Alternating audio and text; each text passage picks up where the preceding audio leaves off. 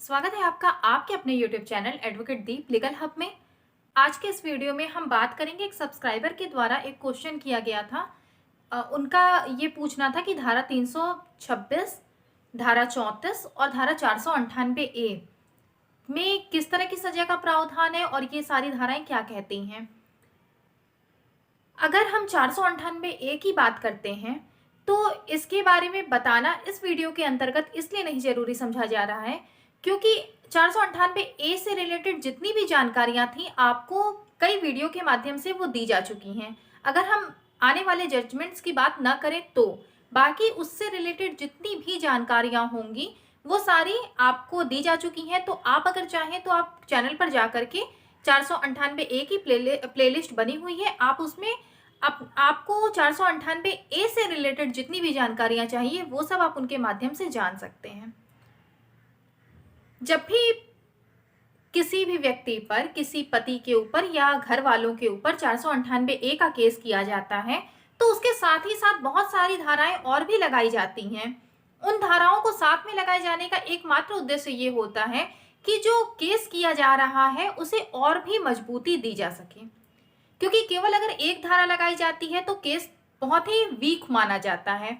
तो इसलिए जब भी किसी एडवोकेट के पास भी जाता है कोई और जाकर के उन्हें अपनी समस्या बताता है तो वो बहुत सारा उससे रिलेटेड जितनी भी धाराएं होती हैं वो उन सब का सजेशन देते हैं, वो उन सब के लिए सजेस्ट करते हैं कि हम चाहें तो हम इन सारी धाराओं को भी लगा सकते हैं, जिससे कि आपका केस स्ट्रांग बन जाएगा। और यही बात आती है कि जब आपके ऊपर 498A का केस होता है तो वहां पर केवल आपके ऊपर एक आरोप 498A का ही नहीं लगता, साथ साथ बहुत सारी धाराएं होती हैं जिसके अंतर्गत आपके ऊपर केस किया जाता है। जैसे कि 498A के साथ 406 बहुत ही कॉमन सी धारा है कि जब 498A का केस होता है तो उसके साथ साथ 406 भी लगाई जाती है और इसके साथ बहुत सारी धाराएं लगाई जाती हैं। तो इसी तरीके से जिन्होंने ये पूछा था तो उनके भी केस में क्या हुआ होगा कि 498A के साथ धारा 326 और धारा 34 भी लगाई गई होगी आईपीसी की। अब देखिए, हमें ये बताना है कि इन दोनों धाराओं में क्या बताया गया है, किस तरह की सजा का प्रावधान है और बेलेबल है या नॉन बेलेबल है, यह सारी बातों के बारे में आज के इस वीडियो में हम आपको बताएंगे। धारा 326 की पहले हम बात कर लेते हैं। तो ये जो धारा है वो तब लगाई जाती है जबकि किसी व्यक्ति के द्वारा किसी घातक हथियार से किसी व्यक्ति को गंभीर चोट पहुंचाई गई हो। गंभीर चोट का मतलब कि उसके किसी अंग को काट दिया गया हो या इस तरह की कोई इंजरी की गई हो, इस तरह की कोई क्षति पहुंचाई गई हो जिससे कि उसकी जान को खतरा हो। और इसके साथ ही साथ होता है कि जैसे अगर किसी को किसी व्यक्ति ने चाकू मार दिया तो वहां पर भी इसी धारा को लगाया जाता है। वहां पर भी जो केस बनता है धारा 326 के अंतर्गत बनता है। कभी कभी आप देखते होंगे कि मारपीट जब होती है और मारपीट की वजह से किसी की हड्डी टूट जाती है या किसी के दांत टूट जाते हैं तो वहां पर भी जब केस किया जाता है तो धारा 326 के अंतर्गत ही केस बनता है। तो इस तरह से हम देखते हैं कि किसी को भी इस तरह की चोट पहुंचाना जो कि उसके जीवन को खतरा उत्पन्न कर दे, तो ऐसे केस में धारा 326 का यूज किया जाता है। तो धारा 326 क्या बताती है कि अगर आप किसी व्यक्ति के साथ इस तरह की कोई मारपीट कर रहे हैं, कोई हिंसा कर रहे हैं जिससे उसे गंभीर क्षति कारित हो रही है, उसको ऐसी क्षति कारित हो रही है जो कि उसके जीवन को खतरा पहुंचा रही है, तो कौन सी धारा लगाई जाएगी? धारा 326 लगाई जाएगी।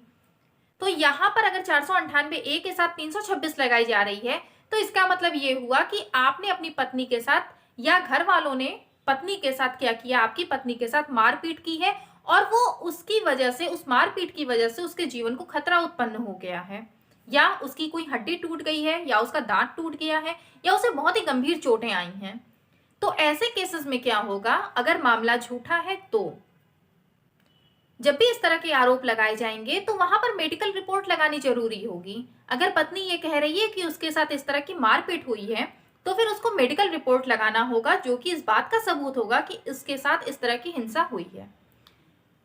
धारा 326 में जो सजा का प्रावधान है वो 10 साल तक की सजा की बात करता है।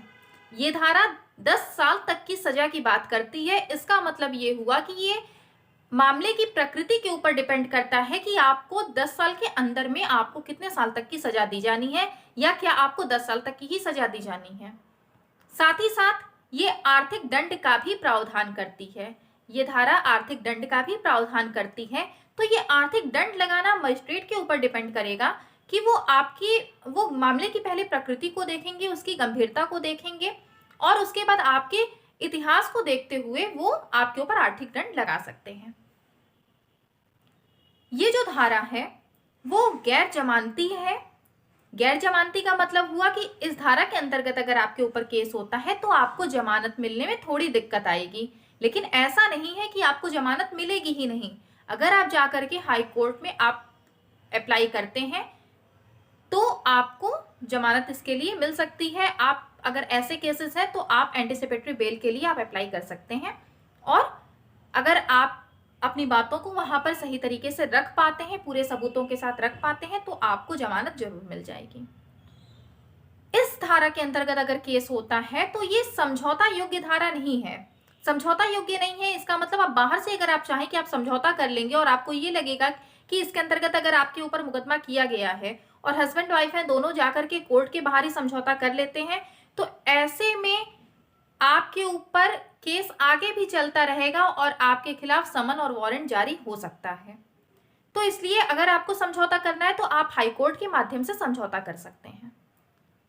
तो ये पूरा धारा 326 के बारे में जितनी भी जानकारियां थी, जितनी आपके काम की हो सकती है, वो आपको बता दी गई हैं। अब दूसरा एक था कि धारा 34 क्या कहती है। तो ये जो धारा 34 है, इसे अगर हम साधारण से शब्दों में समझें तो हम ये समझ सकते हैं कि जब भी एक से ज्यादा व्यक्ति किसी अपराध में सम्मिलित होते हैं तो वो सारे व्यक्ति किसी कार्य को करने के लिए, किसी आपराधिक कार्य को करने के लिए जो सामान्य आशय रखते हैं उसके लिए वो पूरी प्लानिंग करते हैं और प्लानिंग के तहत वो काम करते हैं। तो जब इस तरह का कोई अपराध किया जा रहा है तो वहां पर कौन सी धारा लगाई जाती है? धारा 34 वहां पर लगाई जाती है। धारा 34 किसी भी तरह के सजा की बात नहीं करती है।